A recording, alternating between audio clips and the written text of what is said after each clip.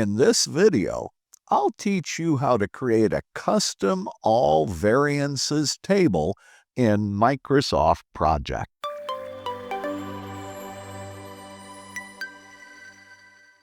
Did you know that Microsoft Project offers you 5 fields that allow you to see different types of variance in your project schedule?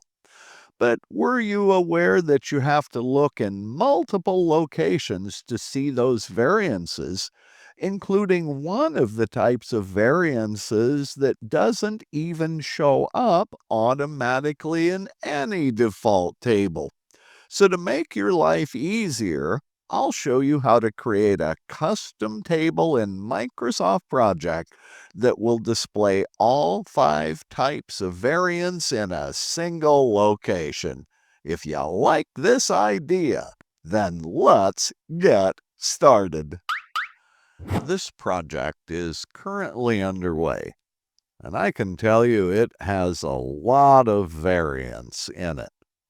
Let me show you quickly how you can analyze variance using the built-in tools available in Microsoft Project.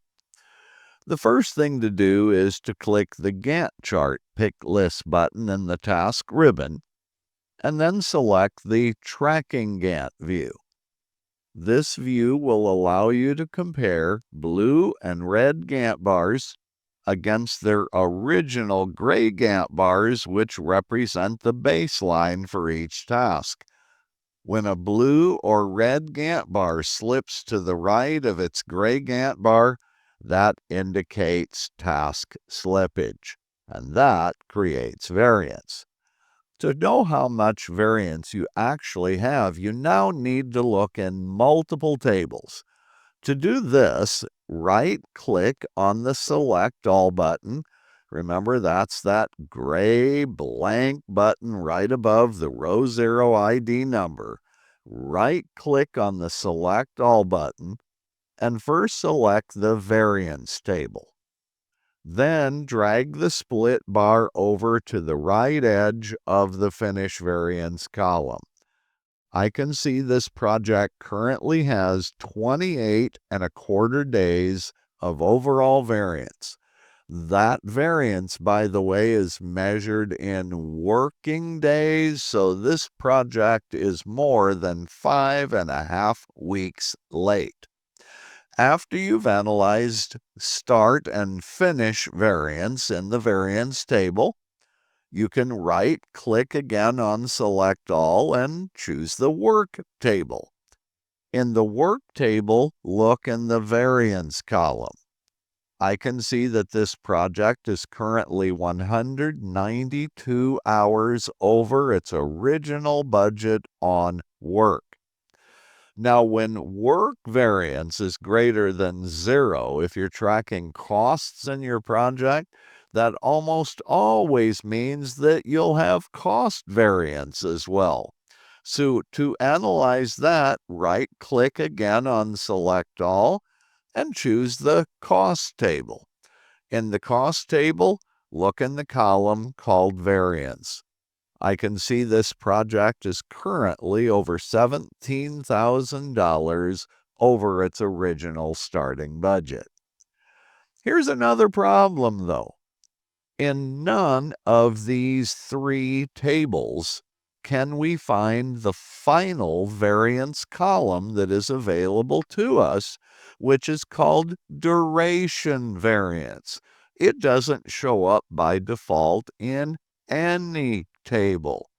So what I want to do now is to give me a one-stop shopping look at variance in the project by creating a new custom table that will show me all 5 types of variance in a single location. To create this new custom table, here's what I need to do. I need to right-click again on the Select All button, but this time I'll choose More Tables on the shortcut menu. In the More Tables dialog, I certainly do have the option to click the New button and then create a brand new table totally from scratch. However, I recommend starting with the entry table and making a copy of it. The reason I'm doing this is because the entry table has some of the columns that I already know I want in the custom table. So I often find it easier to copy an existing table and then modify the copy. Now, what I'll do initially is enter a name for this new table. I'll call it All Variances, and I'll select the checkbox called Show in Menu. Let's now go down through the list, and I'll remove every column that I don't want. I don't need task mode, so I'm going to delete that. I want name.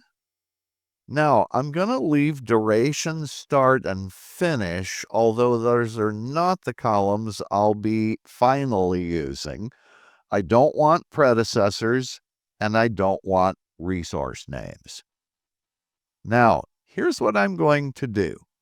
Instead of duration, I'll choose its variance counterpart called duration variance. And instead of the start column, I'll go ahead and click the pick list and I'll choose its variance partner called start variance. Then I'll choose the finish column, and on the menu I'll choose its variance partner called finish variance. Now I need a new column here. And what I'm looking for is work variance, and there it is. You scroll down here just a little bit. And the last one I want is cost variance, and there it is. Now let's make all these column widths consistent. So I'll make the two new ones 13. And I've never really liked having numeric data lined up on the left side of the column, so I'm going to change the alignment of the data to right. So I'll put right here, here, here, and here. When I'm finished, I can click the OK button, and now Microsoft Project does select this new All Variances table. When I'm finished, I can click the Apply button, and there we have it. In a single table, I now see all 5 types of variance. I can see duration variance, 28.25 days, start variance 0, finish variance 28.25, work variance 192, and cost variance a little over $17,000. So that is the quick and easy way to create a custom all variances table. Hey, thanks for watching my YouTube video. Now you know how to create your own custom table to show all 5 types of project variance in a single location. If you found this video useful, I'd be grateful if you drop a question or comment in the comment section below, and if you do, I'll get back to you right away. And as always, I'll see you in my next video.